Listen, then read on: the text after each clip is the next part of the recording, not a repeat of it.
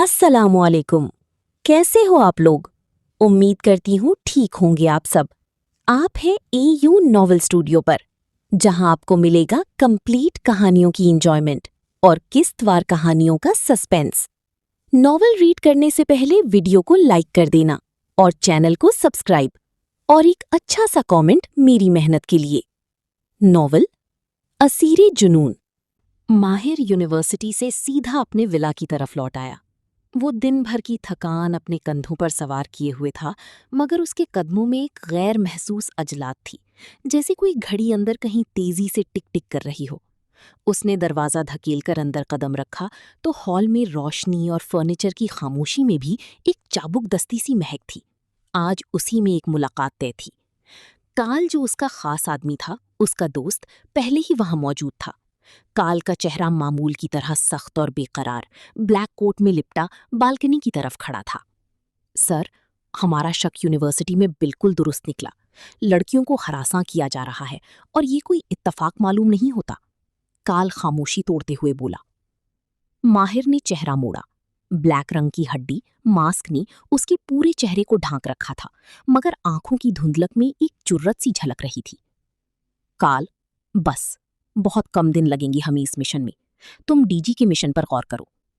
उसकी आवाज में आसानी नहीं, हुक्म था। काल ने जल्दी से नोट्स लिए। सर, मेरा आदमी एक लड़की को भेज चुका है उसके ऑफिस में। इंशाल्लाह काम हो जाएगा। माहिर ने सर्दी से सर हिलाया। अच्छा, साला स्मगलिंग कर रहा है। उसके खिलाफ सबूत इकट्ठा करो। कभी भी कमजोर नहीं पड़ना। जी सर। और कोई हुक्म? हाँ, शाह हवेली की लड़कियों की तस्वीरें विद नेम चाहिए। 1 घंटे में हो जाना चाहिए ये काम। जी सर, फिक्र ना करें, अभी डिटेल मिल जाएगी आपको। काल ने एहतराम से सर झुकाया और बाहर निकल आया। दरवाजे की आवाज खामोशी में सिमट गई, मगर माहिर के दिमाग में एक ख्याल का तूफान उभरा, वही जो सुबह से उसके शऊर में नीम रोशन था। उसने एक लम्हे के लिए आंखें बंद की और फिर अपनी उंगलियां मेज पर रखकर जोर से सहलाता हुआ बोला, खुद से शायद, क्या ये जरमीन चाची की बेटी है? मेरी बचपन की मनकूहा। सामने कुछ दिन अपनी माँ बाप की सुनी बातों को याद किया। अगर शायद वो उनकी बातें ना सुनता तो उस लड़की की जिंदगी बर्बाद हो जाती। वो तसव्वुर जिसने सुबह उसकी सीने को चीर कर रखा था, अब वाजी धुंधलाहट में बदल रहा था। अगर वही थी असद चाचू की वो बेटी, तो बहुत जल्द वो शाह हवेली की वो नन्ही साफ दिल मूरत चश्मा उसकी पनाहों में होगी। माहिर के दिमाग में एक मंसूबा पालने की हरारत जैसी आहिस्ता आहिस्ता जलती चली गई। बाहर काल के कदम दूर होते गए और विल्ला की खिड़कियों पर शाम की रोशनी टिमटिमाई। माहिर खिड़की के पास खड़ा हुआ। ऊंची घनी दरख्तों की साई में बिखरी हुई हवेली की अक्स में अपनी ताकत की तस्वीर देख रहा था, और इसी अक्स के पीछे एक नया निशाना, एक नया वादा, एक नया खेल। उफ, तैयार हो जा हयाम, आज तेरा इंग्लिश का पीरियड है जिसका तुझे अलिफ बे भी नहीं आता। वो आईने के सामने खड़ी ब्लैक सूट में खुद को देखती, बालों को दुरुस्त करते बुरबुराई। खूबसूरत तो तुम हो हयाम, बस फरी के आइडिया पर अमल कर लेना। शाह हवेली की इज्जत तुम्हारे कंधों पर है बेबी। वो पिंक लिप ग्लॉस लगाती मुस्कुराई, फिर हाथ में चूड़ियां उठाई। ये भी पहन लेती हूँ, अच्छी लगेंगी। क्या पता कोई इसी से मुतासिर हो जाए। चूड़ियां छन छन करती थीं और हयाम खान के लबों पर खुद से लड़कियों जैसी मुस्कुराहट थी। एक नजर घड़ी पर डाली। ओ खुदा, 8 बज गए। जल्दी से बैग कंधे पर डाला, मोबाइल हाथ में लिया और सीढ़ियां 2-2 करके उतरती हुई नीचे पहुंची। इस्लामाबाद इंटरनेशनल यूनिवर्सिटी के सामने जैसे हुजूम का समंदर था। हर तरफ लड़कों की ग्रुप्स, लड़कियां हंसती बातें करती जा रही थीं। हयाम का दिल ऐसे धड़क रहा था जैसे अभी बाहर निकल आएगा। सामने फरीहा को देखा तो हाथ हिलाया। वाह भई, आज तो लग रही है पूरी फिल्मी हीरोइन। फरीहा ने आंख मारकर कहा। बस अब तो रेडी हो जा, वो वाला ऑफिस है सर का, अभी अभी लेक्चर खत्म करके अंदर गए हैं। यार, मुझे बहुत डर लग रहा है। कुछ नहीं होता, घबराना, जा जल्दी, टाइम निकल जाएगा। अच्छा यार, तू मेरा बैग पकड़। बोलते हुए वो दिल को काबू में रखती ऑफिस की तरफ बढ़ी। दरवाजे के करीब पहुंची तो सांस रुक गई। एक लम्हे को रुकी, फिर बगैर दस्तक दिए दरवाजा खोला। अंदर माहिर खान अपनी फाइल में कुछ देख रहा था। स्टाइलिश ऐनक, चेहरे पर संजीदगी, लेकिन माथे पर हल्की सी शिकन थी। اس کے سامنے رکھی فائل میں کچھ نام درج تھے اور ایک نام پر اس کی نظریں تھم گئی تھیں۔ خیام Khan, department of English literature. خیام خان؟ مطلب خیام اسد خان، میری بچپن کی منکوہا جس سے مجھے بے خبر رکھا گیا؟ لیکن ماہر خان سے کچھ نہیں چھپتا۔ وہ فائل بند کرتا ہلکا سا مسکرایا اور ہلکی سی حیرت کے ساتھ اس نے خود سے کہا۔ دروازہ کھلنے کی آواز پر نظریں اوپر اٹھیں۔ اس نے پہلی نظر اس چہرے پر ڈالی جس کے بارے میں آج ہی پتا چلا تھا کہ وہی لڑکی، اس کی بچپن کی منکوہا، اس کی کزن اس کے سامنے کھڑی تھی۔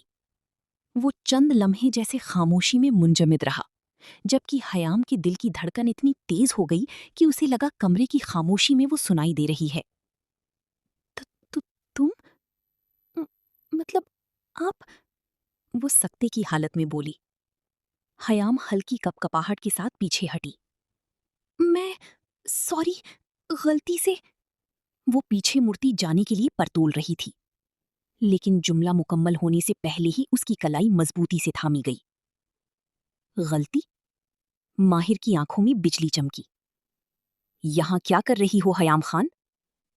آواز میں اتنی سختی تھی کہ دیواریں بھی جیسے سہم گئیں۔ کچھ نہیں، بس غلطی سے آ گئی۔ غلطی نہیں، سب پلان تھا۔ وہ جھک کر اس کے چہرے کے قریب آیا۔ خیام کا دل دھڑکنے لگا، سانسیں بے ترتیب۔ نہیں پلیز، وہ میری دوست نے کہا تھا۔ دوست نے کیا کہا تھا؟ خیام خان۔ اس کی آنکھیں سرخ ہوئی تھیں۔ کچھ نہیں کہا، وہ مشکل سے بولی۔ پھر یہاں آنے کا مقصد؟ ماہر نے اسے کھینچتے اپنے سینے سے لگایا تھا۔ وہ اس نے کہا تھا کہ آپ انگلش کے نیو سر ہیں، اور اگر میں مطلب اگر تم کیا؟ اگر میں آپ کو اپنی اداؤں سے خوش کر دوں تو مارکس پورے آ جائیں گے۔ اس نے آنکھیں بند کر لی تھیں، الفاظ جیسے زہر بن کر گرے۔ ماہر کی گرفت سخت ہوئی اس کے بازوؤں پر۔ وہ اس کے چہرے کے قریب جھکتا دیوار سے لگا گیا۔ دوست نے کہا تو کر لو گی تم کچھ بھی؟ ماہر کی لبوں پر تلخ مسکراہٹ ابھری۔ اس نے دھیمی سی بولتے ہونٹ اس کی کان کی لو سے ٹچ کیے۔ خیام کے وجود میں سرسری دوڑی تھی۔ اس کا وجود اس باڈی بلڈر کے آگے چڑیا جتنا لگ رہا تھا۔ پلیز جانے دی مجھے، غلطی ہو گئی۔ خیام مشکل سے بولی۔ ادائیں دکھانے آئی تھی وہ تو دکھاتی جاؤ۔ ماہر بولتے اس کے لبوں پر جھکتا اپنا ہلکا سا لمس چھوڑ گیا۔ کچھ نہ کرنا میرے ساتھ، پلیز، میں ایسی نہیں ہوں۔ خیام کے لب کانپے تھے۔ تمہیں لگتا ہے میں اس سطح کا ہوں؟ غصے اور دکھ کے بیچ اس کی آواز کانپ گئی۔ تم سے زیادہ بے وقوف لڑکی میں نے آج تک نہیں دیکھی خیام خان۔ وہ ایک قدم پیچھے ہٹا، غصہ ضبط میں کرتے ہوئے میز کی گرد چکر کاٹا۔ خیام ساکت کھڑی، آنکھوں میں نمی لیے بس دیکھتی رہی۔ میں جا سکتی ہوں؟ اس نے ہچکچاتی پوچھا۔ نہیں۔ ماہر کی آواز پھر گونجی، بھاری، حکم دینے والی۔ جب تک میں نہ چاہوں تم کہیں نہیں جاؤ گی۔ ریسیور اٹھاتے اس نے سکون سے بولا۔ جی میں ذرا بزی ہوں، لیکچر کے لیے مس مریا کو بھیج دیں۔ پھر فون رکھتے وہ مڑا اور خیام کے قریب آتے ہوئے ٹھہر گیا۔ کمرے میں خاموشی کا ایسا پہر چھایا ہوا تھا جیسے دیواریں بھی سانس روک کر دیکھ رہی ہوں۔ ماہر کرسی کی پشت سے ٹیک لگائے اسے دیکھ رہا تھا، نگاہوں میں ایک سختی، ایک تجسس اور شاید ایک عجیب سا شعلہ۔ تو دکھاؤ خیام خان اپنی ادائیں، نمبر پورے دوں گا، ٹرسٹ می۔ اس کے لہجے میں طنز بھی تھا، غرور بھی۔ خیام کے قدم جیسے زمین میں گڑ گئے۔ نہیں سر، پلیز جانے دی، وہ راندھی ہوئی آواز میں بولی، جیسے ہر لفظ اس کے دل سے کٹتا ہوا نکل رہا ہو۔ ماہر نے اس کی چوڑیوں بھری کلائی تھامی۔ لمحہ بھر کے لیے وقت رک گیا۔ ماہر نے نظریں اس کی آنکھوں میں گاڑ دیں۔ اگر میری جگہ کوئی اور ہوتا خیام خان تو بہت آگے کا سفر طے کر چکا ہوتا، یہ دنیا بھری پڑی ہے درندوں سے اور تم اپنی معصومیت میں بھی جلتی چنگاری لگتی ہو۔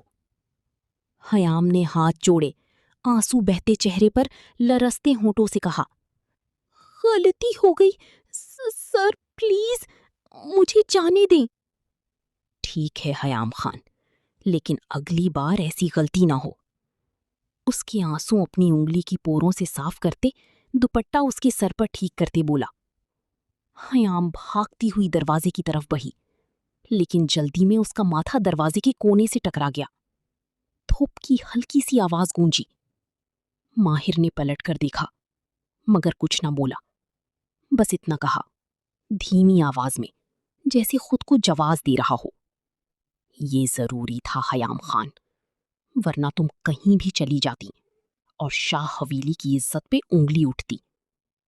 دروازہ بند ہوا۔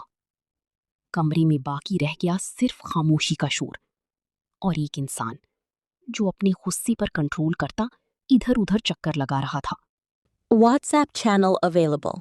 Link in YouTube channel description.